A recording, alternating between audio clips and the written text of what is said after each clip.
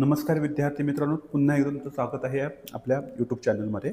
आज आपण अभ्यास करणार महत्त्वाचा आपला एक चॅप्टर आहे RTI act, right to information act, माहितीचा अधिकार. 2005 साली आपण हा कायदा पास केला होता. मनमोहन सिंग तेव्हा पंतप्रधान होते आणि ह्या ॲक्टचा आता आपण ह्या लेक्चरमध्ये असा आपण अभ्यास करूया की या ॲक्टचा कशासाठी मोटिव्ह काय होतं, याच्यामध्ये आर्टिकल्स कोणते आहेत, कोणकोणत्या राज्यात पहिल्यांदा राबवलं गेलं, कोणत्या देशात पहिलं राबवलं गेलं, त्या व्यक्ती कोण, की पर्सन कोण, आणि आपण त्याच्यातील महत्त्वाचे आर्टिकल्स काय आहेत की तुम्हाला एक्झामला याचे क्वेश्चन विचारला जातो. आणि महत्त्वाचं काय आहे तर मी शेवटला याच्यावर काही क्वेश्चन्स पण घेतलेले आहेत. तर शेवटपर्यंत हा व्हिडिओ बघा, तुम्हाला नक्कीच ह्या व्हिडिओचा तुम्हाला फायदा होईल येणाऱ्या कंबाईन बी, MPSC कंबाईन बी आणि कंबाईन सी एक्झामसाठी. कारण त्याच्यावर किती क्वेश्चन विचारतो, 2 क्वेश्चन विचारतो. आणि 2 क्वेश्चन म्हणजे किती मार्क झाले तुमचे, 4 मार्क. ओके, सो 2 मार्क जर आपल्या इथून जात असतील, जर आपण याचा अभ्यास केला नाही तर आपण अफोर्ड करू शकत नाही. आपण 400 ते 500 लोकांच्या मागे राहू शकतो. सो हे 4 मार्क तुमच्यासाठी महत्त्वाचे असले पाहिजेत आणि सहज सोपं आहे. याच्यामध्ये जी 30 आर्टिकल्स आहेत एवढे सोपे आहेत. मी पूर्ण ईच अँड एव्हरी पॉईंट याच्यामध्ये काय केलेलं आहे, ॲड केलेला आहे. मी सर्व पॉईंटचा तुम्हाला याच्यामध्ये काय करून घेणार आहे, अभ्यास करून घेणार आहे, लक्षात ठेवा. आणि शेवटला काही तुम्हाला मी क्वेश्चनसुद्धा घेणार आहे. फॉर एक्झाम्पल काही की पर्सन्स वगैरे याच्यामध्ये, या सर्वांचा अभ्यास आपण आजच्या लेक्चरमध्ये करूया. सो वेळ वाया न घालवता आपण लेक्चरला सुरुवात करूया. तो राईट टू इन्फॉर्मेशन हा कायदा आणण्याचं कारण काय होतं, तर आपल्या प्रशासनामध्ये काय असले पाहिजे, ट्रान्सपरन्सी असली पाहिजे. कारण का लोक मोठ्या प्रमाणात काय करतात, भ्रष्टाचार करतात. फॉर एक्झाम्पल सांगायचं म्हटलं तर एखादा रोड जर बनवायचा असेल त्याला 20 कोटी मंजूर झाले होते. किती कोटी, 20 कोटी. मग ॲक्च्युअल 20 कोटी खर्च झालेत की नाही हे जर चेक करायचं असेल तर आपण काय टाकू शकतो, तर आपण राईट टू इन्फॉर्मेशनच्या या कायद्याच्या अंतर्गत आपण RTI टाकू शकतो आणि त्याची माहिती घेऊ शकतो. मग आणि ही माहिती त्या अधिकाऱ्याला काय द्यावी लागते, माहिती अधिकाऱ्याला काय द्यावी लागते, ॲक्युरेट द्यावी लागते. मग 20 कोटी आहेत पण ॲक्च्युअल जर 10 कोटी खर्च झाले असतील आणि कागदावर जर फक्त 20 कोटी दाखवले असतील, याचा अर्थ काय होतं, तर 10 कोटीचा काय आहे, भ्रष्टाचार झालेला आहे. म्हणजे ॲक्च्युअल फक्त 10 कोटीचं काम झालेलं आहे आणि 20 कोटीचं काय केलेलं आहे त्यांनी दाखवलेलं आहे. याचा अर्थ 10 कोटीने आपल्या खिशात टाकलेले आहेत. सो हे सर्व चेक करण्यासाठी आपल्याला RTI टाकता आला पाहिजे. आपला जबाबदार नागरिक म्हणून आपण RTIचा या शस्त्राचा काय करू शकतो, वापर करू शकतो. जर तुम्हाला प्रशासनामध्ये काय पाहिजे असेल, ट्रान्सपरन्सी पाहिजे असेल तर. लक्षात ठेवा, ह्या कायद्याचं नाव काय आहे, तर माहितीचा अधिकार 2005, राईट टू इन्फॉर्मेशन म्हणतो आपण. नागरिकांना सरकारी माहिती मिळवण्याचा कायदेशीर अधिकार ह्या कायद्याने मिळालेला आहे. तर आपल्याला तो घटनेतला अधिकार कोणता आहे, तर आर्टिकल 1901A, त्याच्यामध्ये आपण म्हणतो भाषण व अभिव्यक्ती स्वातंत्र्य आपल्याला दिलेलं आहे. सो हे लक्षात ठेवा. कधी इम्प्लिमेंट झालेलं आहे, तर 15 जून 2005ला मंजुरी भेटलेली आहे. 12 ऑक्टोबर 2005ला याची अंमलबजावणी सुरू झाली. उद्देश काय होता याचे, पारदर्शकता आणायची, ट्रान्सपरन्सी आपल्याला पाहिजे, उत्तरदायित्व, अकाउंटेबिलिटी असली पाहिजे. जो कोण ऑफिसर त्या पदावर आहे त्या पदाच्या त्या अधिकाऱ्याची जबाबदारी असेल की उत्तरदायित्व असेल की तुम्ही जे काही करताय, जे नियम काय केलेत, जो तो काही तुम्ही योजना राबवताय त्याला तुम्ही अकाउंटेबल असलं पाहिजे. आणि कशावर नियंत्रण मिळवायचं आहे आम्हाला, तर भ्रष्टाचारावर आम्हाला नियंत्रण मिळवायचं आहे. लक्षात राहील. सो पुढे जाऊया आपण. काय महत्त्वाचा आर्टिकल हो, काय हा कायदा. तर ह्या कायद्याचे बघा कशा पद्धतीने हा कायदा डेव्हलप होत गेला, कशा पद्धतीने याची हिस्टॉरिकल बॅकग्राऊंड आहे. तर लोकशाहीत आम्हाला पारदर्शकता पाहिजे आणि जबाबदारीची अकाउंटेबिलिटी वाढवण्यासाठी आम्ही हा कायदा काय केला, पास केला. पहिल्यांदा हे लोक जे आपले काय म्हणतात ना, काय राजकारणी लोक, हे लोक या कायद्याला विरोध करत होते. का, तर यांना लोकांना काय द्यावे लागणार आहे, लोकांना आपल्या जे काही लोक प्रश्न विचारतात त्याचं उत्तर कंपल्सरी द्यावं लागणार आहे. ह्या बंधनकारक असणार आहे. पुढे आपण शिकू किती रुपयाचा त्याच्यावर दंड लावला जातो वगैरे, जर तुम्ही माहिती दिली नाहीत किंवा माहिती चुकीची दिली तर त्या अधिकाऱ्याच्या, माहिती देणाऱ्या अधिकाऱ्याच्या विरोधात काय केलं जाऊ शकतं, तर आपण ॲक्शन घेऊ शकतो. सो ह्याच्या अगोदर होतं एक freedom of information bill. Okay, आणि 2000ला फ्रीडम ऑफ इन्फॉर्मेशन ॲक्ट बनवण्याचा, पण तो त्या काय झाला नाही, अंमलात आला नाही. पुढे जाऊन RTI ॲक्ट संसदेत पंतप्रधान आपले मनमोहन सिंग यांनी काय केलं, मंजूर करून, म्हणजे एक मोठी उपलब्धी म्हणू शकतो आपण त्यांच्या कारकिर्दीतली. त्यांच्या कारकिर्दीमध्ये 2 महत्त्वाचे ॲक्ट, 3 महत्त्वाचे ॲक्ट बनवून आले होते. त्यातले एक आहे RTI ॲक्ट, दुसरा आहे राईट टू एज्युकेशन ॲक्ट आणि तिसरा आहे आपला अन्न सुरक्षा कायदा. ही महत्त्वाचे 3 कायदे जर कोणी बनवले असेल तर आपले पंतप्रधान मनमोहन सिंग त्यांच्या दूरदृष्टीने बनवण्यात आलेले आहेत. सो उद्दिष्ट काय आहे, तर नागरिकांना माहिती मिळवण्याचा कायदेशीर अधिकार असणार आहे, प्रशासनातील भ्रष्टाचार कमी करणे आणि शासन निर्णय प्रक्रियेत काय असले पाहिजे, पारदर्शकता. इथे तुम्हाला ह्याच्या कार्टूनवरून समजत असेल बघा, ही जे ब्लॅक मनी आहे वगैरे, ही प्रायव्हसी राखली जायची. पहिले दाखवलंच नाही जायचं की ती ब्लॅक मनी आहे वगैरे. आता ब्लॅक मनीला काय दिलं जात नाही आहे, थारा दिला जात नाही. का, तर कोणीही त्याच्यामध्ये काय टाकू शकतो, RTI टाकू शकतो. सो हा जो कायदा आहे तो कुठे कुठे लागू असेल, तर कुणाला लागू असेल, केंद्र सरकार, राज्य सरकार, स्थानिक स्वराज्य संस्था, सरकारी नियंत्रणाखाली संस्था. फॉर एक्झाम्पल LIC असेल, असे जे काही ONGC असेल, त्या महत्त्वाच्या सरकार ज्या सरकार म्हणजे सरकार ज्या संस्थांना फंडिंग करतो त्याला म्हणतात सरकारी नियंत्रणाखालील संस्था. आणि सरकारी निधी घेणाऱ्या NGOज वगैरे म्हणतात. फॉर एक्झाम्पल एखादं एडेड स्कूल जरी असेल त्यालासुद्धा काय लागू शकतो, RTI ॲक्ट लागू शकतो. फक्त प्रायव्हेट कंपनींना काय लागत नाही, हा RTI लागू शकत नाही. एक्झामला एक क्वेश्चन विचारला जाऊ शकतो. जिथे सरकारचं काही नाही आहे, कंट्रोल नाही आहे किंवा सरकार ज्याला निधी देत नाही अशा ठिकाणी काय लागू शकत नाही, RTI ॲक्ट लागू शकत नाही. म्हणजे एखाद्या प्रायव्हेट कंपनीमध्ये तुम्ही RTI टाकू शकत नाही. तर आता पहिलं म्हटलं बघा, माहितीची व्याख्या सेक्शन 2F मध्ये दिली. आपण पुढे जाऊन ते आर्टिकल्स बघूच. म्हणजे दस्तऐवज आहे, नोंदी आहेत, ईमेल आहे, आदेश परिपत्रक आहेत. म्हणजे माहितीची व्याख्या म्हणजे काय, माहिती म्हणजे काय, तर तुम्हाला डॉक्युमेंट्स, नोंदी, ईमेल, आदेश परिपत्रक, सल्ला, मत, करार, नमुने, इलेक्ट्रॉनिक स्वरूपातील माहिती. वाय प्रश्न विचारला येत नाही, पण डिसिजन रिलेटेड रेकॉर्ड्स म्हणता येतात. आता बघा पहिल्या पण बघूया आपण. याच्यामध्ये पहिला अध्याय आहे प्रारंभिक. ओके, तर याच्यामध्ये म्हटलं संक्षिप्त नाव. कोणत्याही तुम्ही जा, कोणत्याही जेव्हा आपण असा ॲक्ट असतो त्याच्यामध्ये पहिल्या कलम आणि दुसऱ्या कलमात, पहिल्या कलमात त्या कायद्याचं नाव असतं आणि दुसऱ्या कलमात त्याचं असतं व्याख्या. सो पहिलं कलम दुसरं कलम लक्षात ठेवायचं, कायद्याचं नाव आणि व्याख्या. त्याला काय नाव आहे, माहितीचा अधिकार नियम 2005.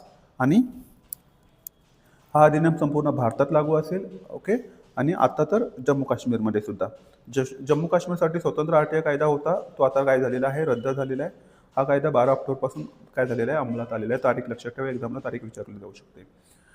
पुढे जी व्याख्या दिलेली आहे, तर महत्त्वाची काही व्याख्या आपल्याला माहिती असल्या पाहिजेत आणि याच्यावर आयोग क्वेश्चन विचारतो. कठीणात कठीण क्वेश्चन कुठे बनवला जाईल, तर व्याख्येवर बनवला जातो. कोणत्या आर्टिकलमध्ये कोणती व्याख्या दिलेली आहे असा क्वेश्चन विचारला जाऊ शकतो.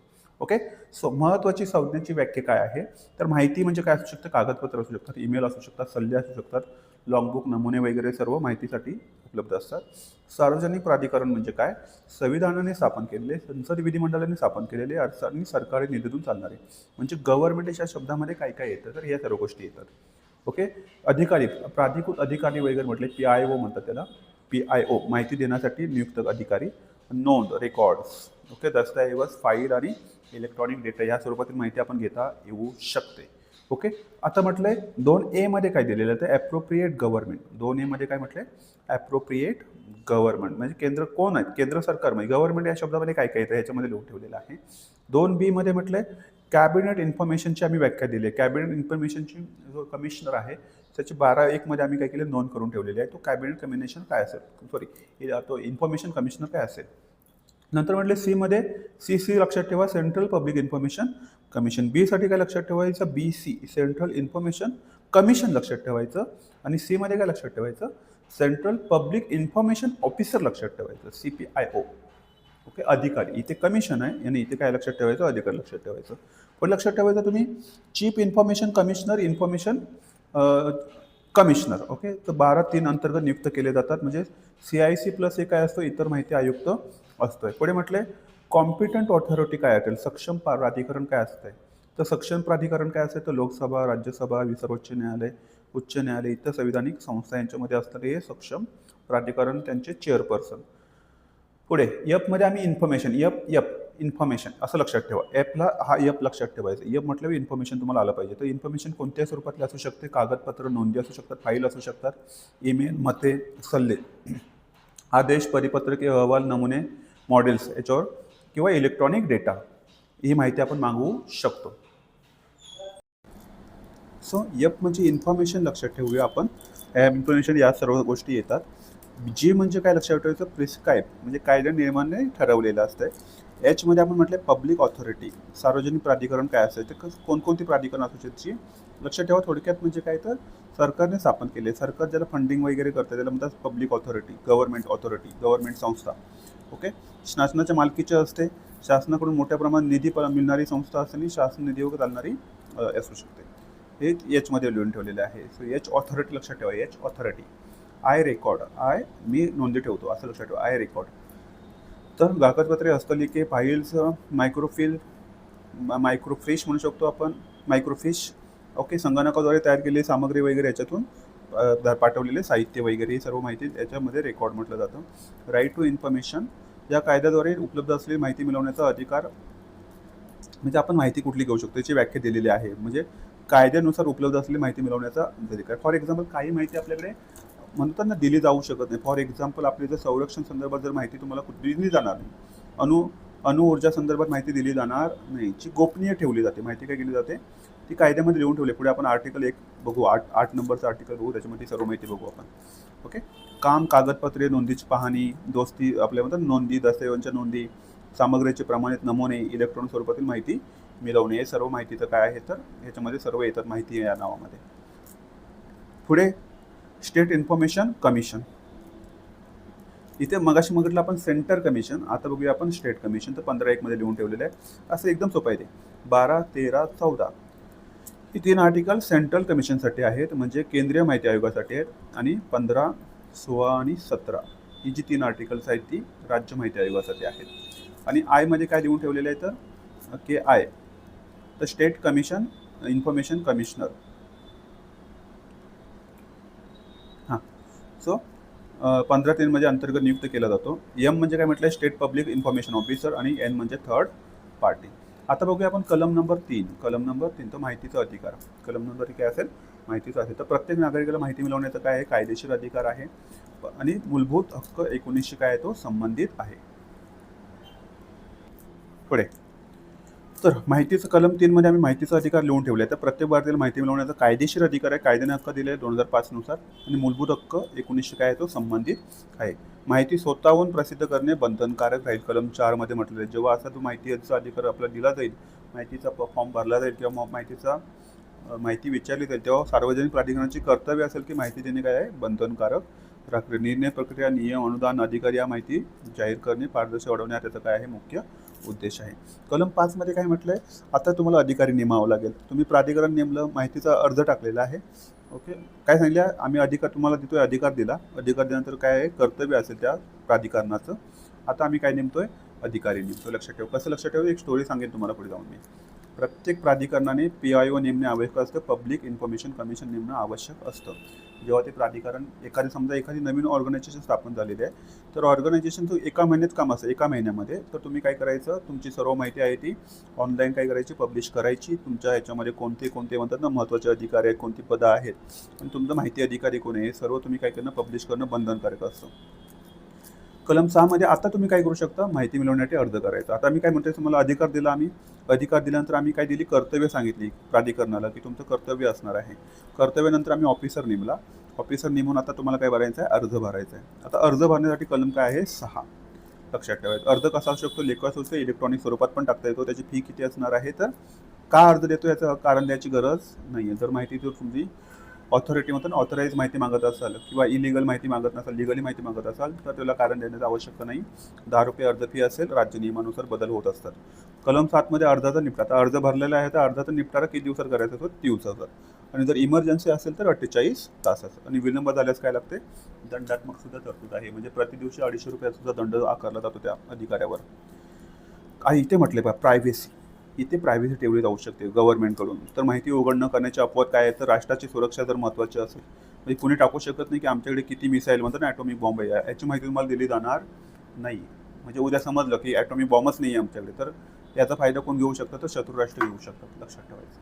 म्हणून अशासाठी काय दिलं जात नाही, तर अपवाद आहे. परराष्ट्र संबंध असेल, मंत्रिमंडळ निर्णय असेल, वैयक्तिक गोपनीयता असेल, या सर्वात काय लागले जाते, प्रायव्हेसी राखली जाऊ शकते. का, तर राष्ट्रीय हितासाठी. ओके, वैयक्तिक फायद्यासाठी नाही. काही प्रकरणात नकार दिला जाऊ शकतो. कॉपीराईटचे उल्लंघन होत असल्यास माहिती नाकारता येते. कलम म्हणजे समज ना, फॉर एक्झाम्पल एखादं जर तुमच्याकडे काय आहे, एक इन्व्हेन्शन झालेलं आहे, त्या इन्व्हेन्शनची तुम्ही माहिती मागताय की मला ह्याची माहिती हवी, तर माहिती दिली जाणार नाही. कारण ते कशाचं उल्लंघन होणार आहे, कॉपीराईटचं उल्लंघन होणार आहे. कलम 10 मध्ये आम्ही काय केले, थोडीशी सेव्हरेबिलिटी करून ठेवले. गोपनीय भाग वगळून उर्वरित माहिती देता येते. ती माहिती काय असेल ते आम्ही कलम 10 मध्ये लिहून ठेवलेली आहे. कलम 11 मध्ये तृतीय पक्ष. तुम्हाला थर्ड पार्टीकडनं जर काय पाहिजे असेल, इन्फॉर्मेशन पाहिजे असेल, तर तुम्हाला 5 दिवस वाढवून भेटतात. म्हणजे 30 + 5 अशी माहिती, 30 एवढे दिवस लागू शकतात माहिती येण्यासाठी. पुढे 11 मध्ये दिले बघा, कलम केंद्रीय माहिती आयोग आहे, अध्याय 3. कलम 12 मध्ये केंद्रीय माहिती आयोगाची स्थापना असेल, केंद्र सरकारद्वारे स्थापना केली जाईल. 1 + 10 माहिती, म्हणजे 10 पेक्षा कमी माहिती युक्त असू शकतात. ओके. कलम अप टू म्हणजे असं म्हटलं जातं, अप टू 10. कार्यकाल लक्षात ठेवायचा 5 वर्ष किंवा 65 वर्ष. आणि आता लक्षात ठेवा, आता बदल केले आम्ही 2019 साली. आता किती वर्ष असेल, तर 3 वर्ष 65. आता किती लक्षात ठेवायचं, 5 नका लक्षात ठेवा. आता किती लक्षात ठेवा तुम्ही, 3 वर्ष लक्षात ठेवा. 3 वर्ष किंवा जो लवकर कोणता होईल तो कालावधी असेल. पदावरून दूर करू असेल तर याची बघा नेमणूक पण राष्ट्रपती करतात, प्रेसिडेंट करतात आणि पदावरून सुद्धा कोण करू शकतो, राष्ट्रपती दूर करू शकतो. त्याच्यामध्ये काय लिहिलेलं आहे 14. म्हणजे ते स्थापन केला जाईल, इथे त्याच्या अटी आहेत आणि अटीनंतर तुम्ही पदावरून पण आम्ही त्याला काय करू शकतो, काढू शकतो. सेम तसंच राज्य माहिती आयोग. ओके, तर राज्य माहिती आयोगाची लक्षात ठेवा. सो इथे मी ती मेन्शन नाही केली पण इथे मेन्शन करतो बघा. 15, 16 आणि 17. 15 मध्ये सांगितले की राज्य माहिती आयोग असेल, राज्य माहिती आयोग आणि त्यांच्या अटी असतील. तर अटी काय असेल, राज्य माहिती आयोग किती असा असेल तर 1+2. राज्य माहिती आयोग किती असेल 1+2 आणि केंद्रीय माहिती आयोग 1+ up to 10. आणि अटी इथे सांगितलेल्या आहेत. तर यांचं पण सेम 3 वर्ष ते ओके 65 वर्षापर्यंत त्याची काय असेल अट असेल. ओके हां, तर 17 मध्ये सांगितले राज्य माहिती आयुक्ताला मी पदावरून काय करू शकतो, दूर करू शकतो आणि ते कोण त्यांना दूर राज्यपाल दूर करू शकतात. पुढे म्हटले तर अधिकार अपील आणि अंड. आता आयोगाचे अधिकार काय काय असेल तर तक्रार ऐकणे, चौकशी करणे, माहिती देण्याचे काय देतात आदेश देऊ शकतात. पुढे म्हटले प्रतिम, जर तुम्हाला जर माहिती त्या दिलेल्या माहितीने जर सॅटिस्फाय नसाल तर तुम्हाला अपील पण करता येतं. तर प्रतिम अपील तुम्ही कोणाकडे करायची, विभागीय वरिष्ठ अधिकारी क्वेश्चन विचारला जाऊ शकतो याच्यावर. प्रतिम अपील हे कोणाकडे केली जाते तर विभागीय वरिष्ठ अधिकारी. आणि द्वितीय अपील तुम्हाला कोणा करता येते, माहिती आयोगाकडे करता येते. कलम 20 मध्ये सांगितले जर माहिती चुकीची दिल्यास किंवा विलंब लावल्यास प्रतिदिन किती रुपये, 250 आणि कमाल किती रुपये आकारला जाऊ शकतो, दंड 25,000 किंवा शिस्तभंगाची शिफारस सुद्धा काय असते, शक्य असते. कलम 21 मध्ये सांगितले सद्भावनेतील कृतीचे संरक्षण केले जाते. सद्भावनेने कृतीला कायदेशीर काय दिले, समजा एखाद्याने म्हणतात ना असं मुद्दामून चुकीची माहिती दिली नव्हती, ओके, पण त्याच्यामध्ये ना बाय मिस्टेकली त्याला काय दिलं, जी इन्फॉर्मेशन होती त्यांनी काय केली, पब्लिश केली, पण मुद्दामून केलेलं नाही, अशा कृतीला संरक्षण दिलं जाईल असं लिहून ठेवलेलं आहे. कलम 22 अधिनियमास काय असेल, प्राधान्य असेल. हा कायदा सर्व कायद्यांना काय राहील, प्राधान्यक्रमात राहील. ओके, इथे 23 मध्ये सांगितलं न्यायालयाचा हस्तक्षेप असणार नाही, थेट न्यायालयात दाद मागता येणार तर नाही. का तर जर तुम्हाला चुकीची माहिती भेटली असेल तर तुम्हाला आम्ही वरिष्ठ अपील काय केलेलं आहे, अधिकारी नेमलेले आहे, तुम्ही त्याच्याशी काय करा, कॉन्टॅक्ट करा. ते तिच्याकडे जर तुम्ही सॅटिस्फॅक्शन नसाल तर तुम्ही माहिती आयोगाकडे काय करा, जाऊ शकता. कलम 24 काही संघटना हा लागू असताना, for example CBI, IB, ED अशी काही म्हणतात डिफेन्स सेक्टर या ठिकाणी ही कलम हे म्हणतात ना हा ऍक्ट लागू असणार नाही. कलम 25 मध्ये सांगितलं देखरेख आणि अहवाल, आर्थिक अहवाल आणि विधिमंडळाला काय करता येतात, सादर करावा लागतो. संसद आणि ते कोण करतात सादर, तर राष्ट्रपती काय करतात, राष्ट्रपतींचे सादर करू शकतात. म्हणजे आपण माहिती आयोग काय करतो, राष्ट्रपतींना देतो अहवाल आणि अहवाल सादर कुठे करतात, संसद आणि विधिमंडळात कोण करतात, तर राष्ट्रपती करतात किंवा राज्यपाल करतात. 26 मध्ये सांगितले जनजागृती कार्यक्रम, सरकारने प्रशिक्षण आणि जनजागृती करणे काय आहे, आवश्यक आहे. 27-29 मध्ये सांगितले नियम बनवण्याचे काय असतील, अधिकार कोणाकडे असेल, केंद्र व राज्य सरकारला असतील. कलम 30 मध्ये अडचणी दूर करण्याचा अधिकार असेल आणि कलम 31 म्हटलेलं आहे रद्द करणे, दोन्ही माहितीविषयक कायदे काय होणार, रद्द होणार. सो हे राईट टू इन्फॉर्मेशन अशा पद्धतीने बघा, छान कार्टून आहे, लक्षात राहील. सो सार्वजनिक प्राधिकरणामध्ये काय काय येतं तर हेच गोष्टी आहे. सार्वजनिक आता बघितलं आपण. ओके, माहिती अधिकारी PIO काय असतं, तर आता किती दिवसात त्याला माहिती द्यायची असते, 30 माहिती. आता बघा ही माहिती काही रोज होते, मराठी असू शकते, हिंदी असू शकते, इंग्रजी असू शकते. किती फी आहे, 10 रुपये. BPL लोकांना फी अशी म्हणतात नाही, जे बिलो पॉवर्टी आहे, ज्यांच्याकडे पिवळं रेशन कार्ड आहे अशा लोकांना फी आकारली जात नाही. 30 दिवस. इमर्जन्सी असेल 48 आणि तिसऱ्या प्राधिकरणानं घ्यायचं तर 5 दिवस एक्स्ट्रा वाढवून दिले जातात. हे आहेत अपवाद. कोणत्या अशा संस्था ज्यांना काय आहे त्यांच्याकडून आपण माहिती घेऊ शकत नाही, रॉ असेल, IB असेल, BSF असेल, CRPF असेल, CISF असेल, NIA असेल, नॅशनल इन्व्हेस्टिगेशन एजन्सी म्हटलं जातं, आणि NSG असेल, नॅशनल सिक्युरिटी गार्ड असेल, यांच्याकडनं आपण काय करू शकत नाही, माहिती घेऊ शकत नाही. ह्या संस्था काय केलेल्या आहेत, ह्या कायद्यातून बाहेर आहेत, लक्षात ठेवा. विचारलं जाऊ शकतं, कोणत्या एक्झामला क्वेश्चन नक्कीच विचारलं जाईल ह्या पॉईंटवर. माहिती आयोग आताच बघितलं आपण, एक केंद्रीय माहिती आयोग असताना एक राज्य माहिती आयोग. तुम्हाला जर अपील करायची असेल तर किती दिवसात अपील करायची, तुम्ही 30 दिवसात अपील करायची. आणि आयोगाकडे अपील करायची असेल तर तुम्ही 90 दिवसात काय करू शकता, अपील करू शकता. चुकीची माहिती असेल तर 250 रुपये, 25,000 याची काय केली जाते, कारवाई केली जाते. काय महत्त्व आहे याचं, भ्रष्टाचारावर नियंत्रण आणि नागरिकांचं सशक्तीकरण आणि प्रशासनात उत्तरदायित्व. ओके, मर्यादा पण अडचणी याच्यामध्ये काय आहेत, मर्यादा पण आहेत, माहिती देणं टाळाटाळ केले जातात. PIOची कमतरता आहे आपल्याकडे भारतामध्ये.